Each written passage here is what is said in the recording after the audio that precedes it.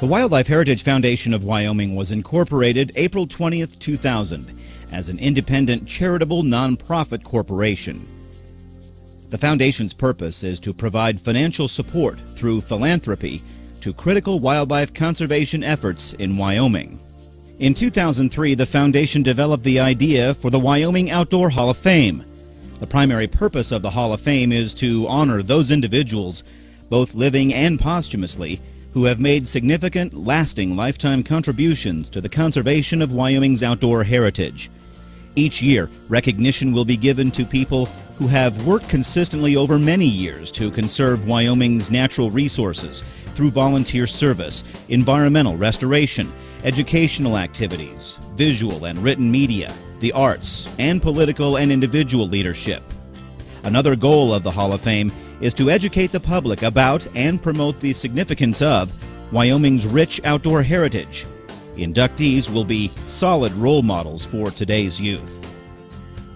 The Wyoming Outdoor Hall of Fame inductees for 2008 are William Barlow, James H. Bridger, Fred Yzerman, and William Bill Grunk.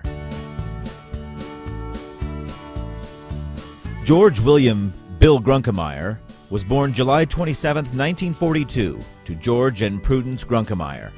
He attended Sheridan Schools and graduated from the University of Wyoming with a B.S. in microbiology. He was an avid outdoorsman who loved fishing, hiking, camping, and skiing. It was these interests that led him into the field of film.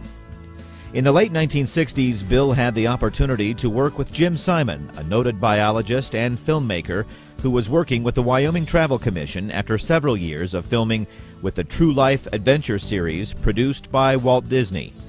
During that summer, Bill realized his passion was film production with an emphasis on wildlife and other outdoor subjects. In the mid-1980s, Bill formed a company he called Grunk Films, producing videos featuring hunting, fishing, and wildlife.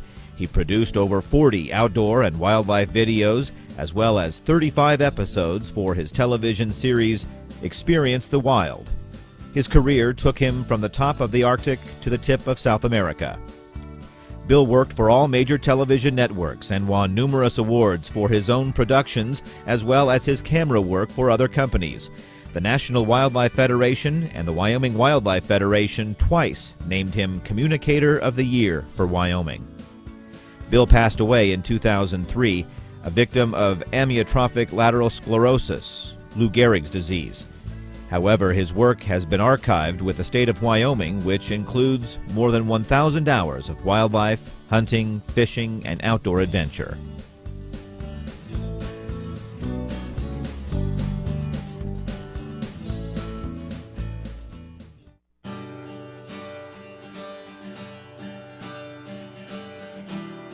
Fred was born to Fred and Anna Yzerman in Pearl River, New York on October 24, 1923.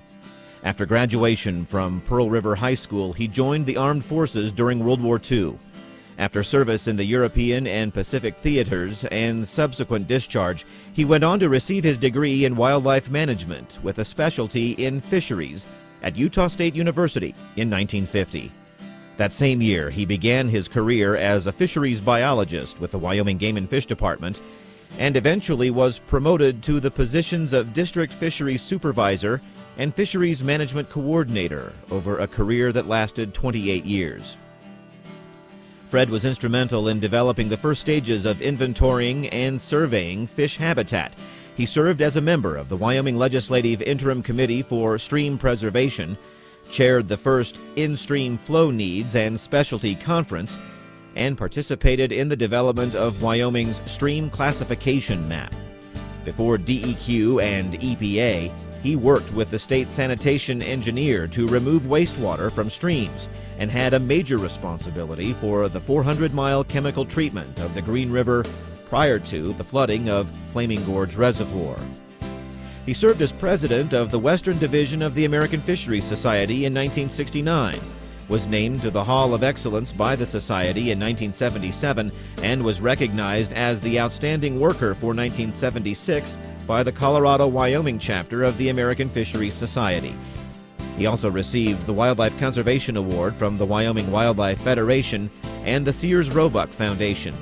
He has been a member of the American Fisheries Society since 1950, a member of the American Institute of Fisheries Research Biologists since 1970, was a founding member of the Great Plains Fisheries Workers Association, and has been registered with the American Fisheries Society as a fisheries scientist since 1970. After leaving the department, Fred was employed by industry as an environmental compliance person working in Alaska. More recently, he is serving as an aide at the Casper College Werner Wildlife Museum and as a recorder at the Western History Archives. He is also an active participant in the Library of Congress Veterans Interview Program and has served for more than 20 years on the Platte River Parkway Board of Trustees. Fred has also written several publications dealing with fisheries and environmental issues.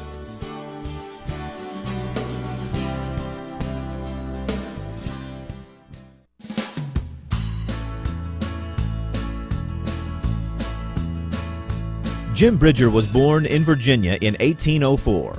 He moved to Missouri with his parents. After an apprenticeship as a blacksmith, he hired on with William Ashley in 1822 and headed to the Rocky Mountains after fur. Jim was an accomplished trapper and mountain man who became an expert scout for the Army. He was one of the first Americans to see the wonders of Yellowstone. In 1824, he followed the Bear River south into the Great Basin, where he discovered the Great Salt Lake. In 1843, he established a fort and trading post, Fort Bridger, on the Black's Fork of the Green River in Wyoming Territory.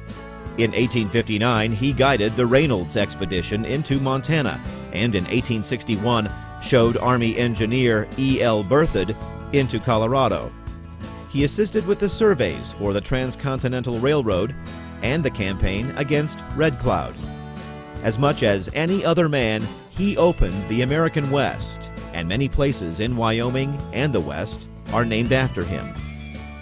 He lived long enough to see the Yellowstone region set aside as a national park, and must have been pleased to know that a corner of the wilderness he knew had been protected from development. In 1867, with failing eyesight, he returned to Missouri, and in 1881 he died penniless and forgotten by all but a few old friends.